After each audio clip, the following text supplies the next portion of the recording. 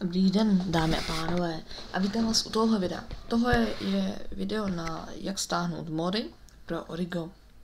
Tak můžeme asi jít na to. Takže jako první jdeme na náš Discord server. Tady vidíme mody pro Origo, dáme klikneme. Buď dáme stáhnout vše, jestli tady uvidíte, anebo prostě si to všechno označíme a dáme stáhnout. Poté, co se vám to stáhne, tak jdete na CurseForge. Vytvoříte nějakoukoliv profil, třeba SCP, pojmenujete si to, dáte 1.12.2 Forge a dáte Create. Tady dáte Open Folder a Mods. No. Až se vám stáhnou mody, tak byste je měli mít někde tady. Všechny si je vezmete a přesunete do sošky.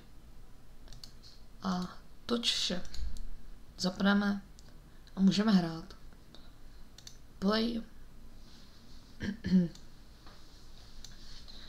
Teď dáme jednoduchou věc. Dáme hrát. Tak tedy děkuji, že jste se koukali na ten tutoriál. Dejte like a odběr. A můžeme asi tak, jo. Tak se asi mějte. A jo.